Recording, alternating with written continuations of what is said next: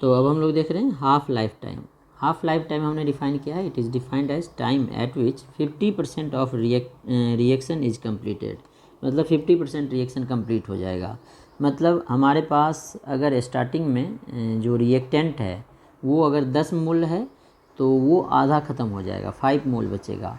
मतलब 50% रिएक्टेंट ख़त्म हो जाएगा। 50% रिएक्शन कंप्लीट होने का मतलब है 50% रिएक्टेंट कंज्यूम हो जाएगा, तो हम लोग बोलेंगे हाफ लाइफ टाइम आ जाएगा।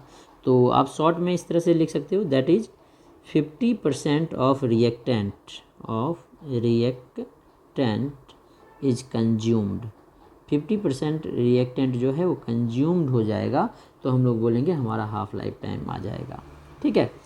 तो अब जीरो ऑर्डर रिएक्शन के लिए हम लोग हाफ लाइफ टाइम देखेंगे। For zero order reaction, zero order reaction के लिए जो हमने अभी इक्वेशन देखा था, क्या आया था, के टी इक्वल्स टू, याद रखना है आपको, इस पे न्यूमेरिकल भी हम लोग देखेंगे, ए नॉट माइनस ए।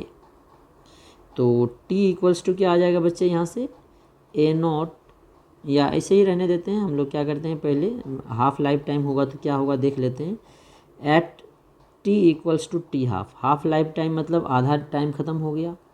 तो कंसंट्रेशन कितना होगा, जो ए है वो कितना बचेगा जब टी हाफ होगा, तो इनिशियल का आधा, ए नोट बाई टू होगा। क्योंकि टाइम आधा ख़त्म हो गया तो रिएक्टेंट भी आधा ख़त्म हो जाएगा। पहले ए नोट क्या लेते हैं हम लोग, इनिशियल, ए है फाइनल। तो जब टाइम आधा ख़त्म हो गया, टी हाफ पे कितना बचेगा, ये रिएक्टेंट भी आधा बचेगा। तो अब ये वैल्यू पुट कर देते हैं, therefore K into T half equals to क्या आ जाएगा, A not minus A not by two. A not minus A not by two क्या हो जाएगा, A not by two. X minus X by two क्या होता है, एक्स बाई टू, तो ये एक्स बाई टू आ जाएगा। तो यहाँ से टी हाफ की वैल्यू आ जाएगी, t half equals to A naught, जो ये के है उसको उस साइड ले जाओगे तो ए नॉट बाई टू के आ जाएगा। तो t half equals to A not upon two k. तो यही इक्वेशन हो जाएगा हमारा हाफ लाइफ टाइम का जीरो ऑर्डर रिएक्शन के लिए। तो जीरो ऑर्डर रिएक्शन के लिए हाफ लाइफ टाइम होता है ए नॉट बाई टू के। अब देखो हाफ लाइफ टाइम में जो कंसंट्रेशन था वो नहीं आया है, क्या आया है, इनिशियल कंसंट्रेशन। मतलब इनिशियल कंसंट्रेशन और रेट कांस्टेंट पे डिपेंड करता है, और इनिशियल कंसंट्रेशन और रेट कांस्टेंट हमेशा कांस्टेंट होता है। मतलब जीरो ऑर्डर रिएक्शन के लिए जो हाफ लाइफ टाइम है ये कंसंट्रेशन और टाइम से इंडिपेंडेंट होता है, ना कंसंट्रेशन पे डिपेंड करता है ना टाइम पे, only constant term, initial concentration और रेट कांस्टेंट पे डिपेंड करता है। तो हम लोग लिख सकते हैं that is half life time of zero order reaction, zero order reaction is independent from concentration and time. Concentration और टाइम पे ये डिपेंड नहीं करेगा, इससे इंडिपेंडेंट होगा। तो ये किस पे डिपेंड करेगा, इनिशियल कंसंट्रेशन पे। तो जो इक्वेशन आया है उसके अकॉर्डिंग अगर हम लोग हाफ लाइफ टाइम और ए नोट के बीच ग्राफ बनाएं तो हम लोग बना सकते हैं हाफ लाइफ टाइम और ए नोट। टी हाफ क्या आया है, ए नोट बाई टू के, मतलब स्लोप 1/2 के आ जाएगा, और ये जीरो से स्टार्ट होगा। स्लोप क्या आएगा इसका, 1/2 के, क्योंकि y equals to m x के इक्वेशन को सेटिस्फाई कर रहा है। ये क्या आया है, टी हाफ वाई एक्सिस पे m 1/2 के इंटू ए नोट, इस फॉर्म में हम लोग लिख सकते थे। तो इस तरह से हम लोग इसका ग्राफ भी बना सकते हैं।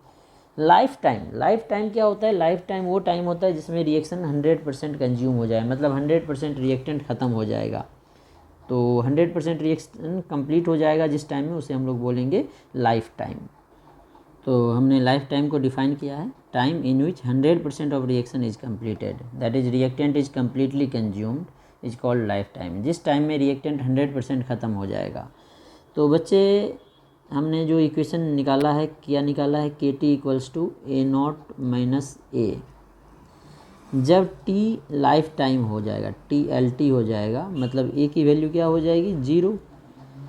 जब टाइम जो है लाइफ टाइम होगा तो ए की वैल्यू जीरो, तो जो ये एक है इसकी वैल्यू जीरो पुट कर दो। टी की वैल्यू जब एल टी होगी, टी एल टी, तो ये क्या आएगा, zero, A not minus zero. तो ए नॉट माइनस जीरो क्या आ जाएगा, ए नॉट। मतलब इसकी लाइफ टाइम जो है टी एल टी, इसकी वैल्यू क्या आ जाएगी, ए नॉट बाय के। तो हाफ लाइफ टाइम क्या आया था जीरो ऑर्डर के लिए, ए नॉट बाय टू के, और लाइफ टाइम आएगा ए नॉट बाय के। तो ये जीरो ऑर्डर के लिए हमारा कंप्लीट हो गया। हमने रेट कांस्टेंट के की वैल्यू देख लिया, A not minus A by T होता है, और हाफ लाइफ टाइम देख लिया, ए नॉट बाय 2k होता है, लाइफ टाइम जो है ए नॉट बाय के होता है। अब हम लोग इंटीग्रेटेड रेट एक्सप्रेशन देखेंगे फर्स्ट ऑर्डर रिएक्शन के लिए। तो अब हम लोग फिर एक फर्स्ट ऑर्डर रिएक्शन मान लेते हैं हमारा एक फर्स्ट ऑर्डर रिएक्शन है A to P. Let A first order reaction एक फर्स्ट ऑर्डर रिएक्शन हम लोग मान रहे हैं, रिएक्शन है ए टू प्रोडक्ट मान लेते हैं पी, और इसका ऑर्डर ऑफ रिएक्शन हमने मान लिया क्या है, वो फर्स्ट 1। ठीक है, तो यहाँ से रेट ऑफ रिएक्शन अगर हम लोग लिखें, रेट ऑफ रिएक्शन शॉर्ट में अगर हम लोग आर लिखें तो इसकी वैल्यू आएगी minus d A by D t equals two plus D P by D T, जिसकी यूज हम लोग नहीं करेंगे, plus D P by D T, इसको इक्वेशन 1 मान लेते हैं। अब रेट लॉ एक्सप्रेशन अगर हम लोग लिखें तो क्या लिखेंगे, are equals to k a का पावर अल्फ़ा, और फर्स्ट ऑर्डर रिएक्शन है इसलिए अल्फ़ा की वैल्यू क्या आएगी 1, तो इसीलिए हम लोग आर इक्वल्स टू क्या लिखेंगे, के इंटू ए का पावर 1। ठीक है, अब जो फर्स्ट इक्वेशन में आर की वैल्यू आई है minus d A by D T, वो पुट कर देते हैं तो डिफरेंशियल इक्वेशन आ जाएगा। फ्रॉम इक्वेशन फर्स्ट क्या आ जाएगा, आर की वैल्यू पुट कर दो, minus d a upon d t equals to k a का पावर 1 को ए लिख देते हैं। अब यहाँ से वेरिएबल सेपरेबल लगाएंगे, डी ए को एक साथ, ए वाले को एक साथ कर लेते हैं, तो क्या आ जाएगा minus d a upon a equals to k into d t, यही लिखेंगे minus d a upon a equals to k into d t. अब से माइनस कांस्टेंट उस साइड है तो माइनस को भी उसी साइड ले जाते हैं जिसे हमने पहले बोला था, माइनस डी ए अपॉन ए क्या आ जाएगा, माइनस के डी टी। अब दोनों साइड इंटीग्रेट कर देते हैं, इंटीग्रेटिंग बोथ साइड, इंटीग्रेटिंग, इसका भी जीरो ऑर्डर और फर्स्ट ऑर्डर का बोर्ड में भी आता है, इसलिए देख लेना। जीरो ऑर्डर का जैसे हमें कराया के की वैल्यू निकालने के लिए के तक, उसके बाद ग्राफ वगैरह जेई में क्वेश्चन आते हैं, तो इंटीग्रेटिंग बोथ साइड क्या आ जाएगा बच्चे, D A by A upon A, minus के कांस्टेंट है, डी टी का क्या हो जाएगा डी टी। अब टाइम का लिमिट 0 से t रख रहे हैं तो ए का लिमिट क्या लेंगे हम लोग, ए नॉट से ए, इनिशियल से फाइनल।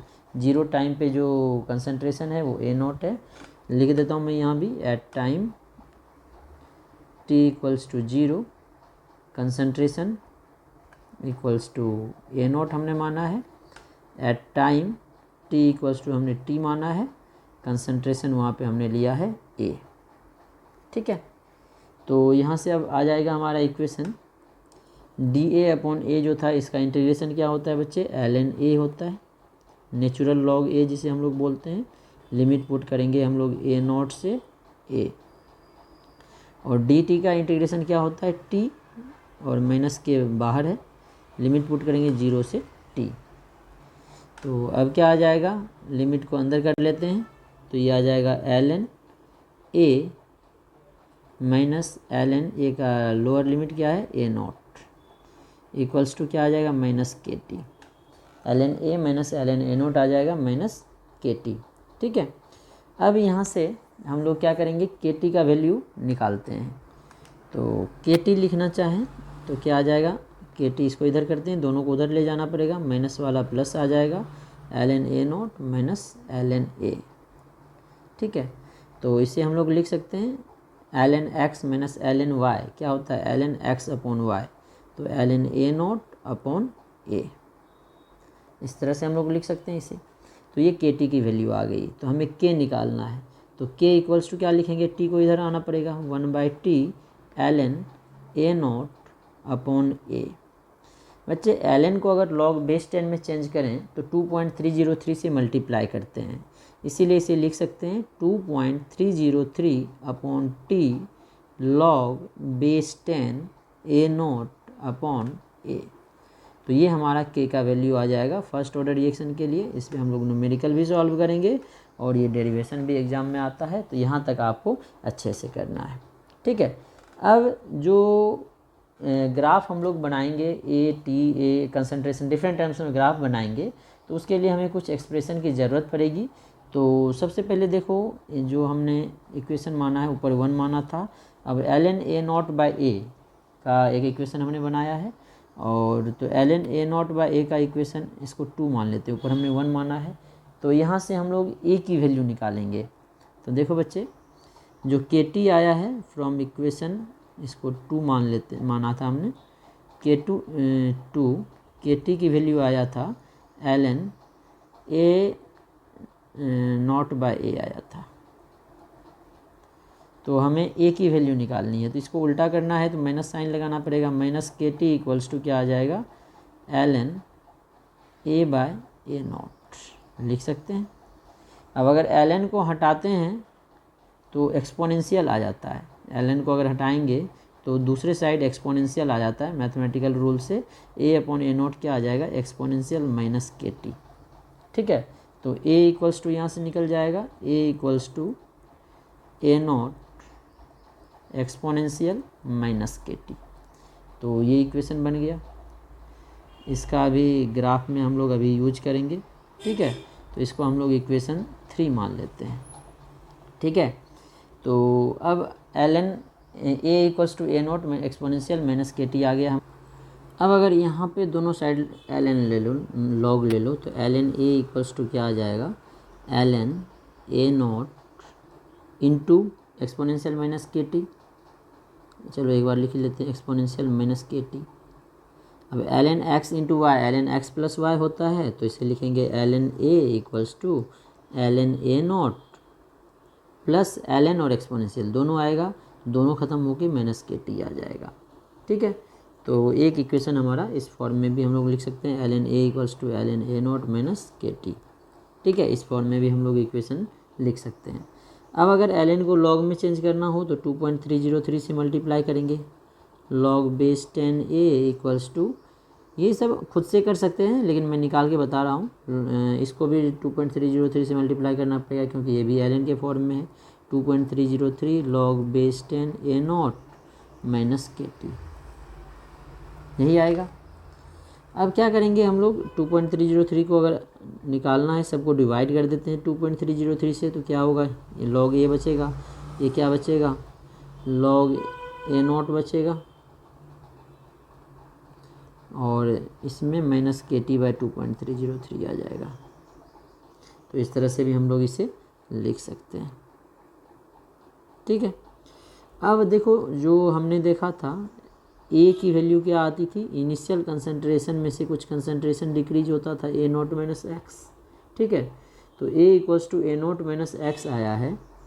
तो जो हमारा इक्वेशन अभी आया है ये वाला, a equals to a0 exponential minus kt, तो उसमें a का वैल्यू पुट कर देते हैं, a0 माइनस x, ये आया है a की वैल्यू, equals to a0 exponential minus kt from equation 3 लिख देता हूँ, from equation 3 a0 minus x equals to क्या आ जाएगा, a0 माइनस x की वैल्यू क्या था 3 में, एक बार देख लेते हैं, a0 into exponential minus kt, तो ये आ जाएगा हमारे पास a0 एक्सपोनेंशियल माइनस kt। ठीक है, तो अब क्या करना है, हमें x की वैल्यू निकालनी है, तो x को उधर करते हैं, इसको इधर कर लेते हैं, क्या आ जाएगा, a0 minus a0 exponential minus kt। अब यहाँ से x इक्वल्स टू क्या आ गया, a0 कॉमन ले लो, 1 माइनस एक्सपोनेंशियल माइनस kt। ठीक है, तो x/a0 की वैल्यू क्या आ जाएगी, 1 माइनस एक्सपोनेंशियल माइनस kt। ठीक है, और x/a0 को ही हम लोग बोलते हैं डिग्री ऑफ डिसोसिएशन। x क्या है, कितना डिसोसिएट हो गया, कितना घटा, a0 था इनिशियल, तो x/a0 को हम लोग अल्फ़ा बोल सकते हैं, तो अल्फ़ा की value 1 minus exponential minus kt। तो ये ध्यान रखना, जो अल्फ़ा है यहाँ पे डिग्री ऑफ डिसोसिएशन है, और अल्फ़ा की वैल्यू आपको पता होगा 0 to 1 के बीच में लाई करता है। Moles dissociated upon initial moles होता है, तो x डिसोसिएट हो रहा है, इनिशियल a0 था, तो x अपॉन a0 को अल्फ़ा हम लोग लिख सकते हैं। अब हम लोग इसका ग्राफिकल रिप्रेजेंटेशन करेंगे, वो नेक्स्ट वीडियो में हम लोग देखते हैं।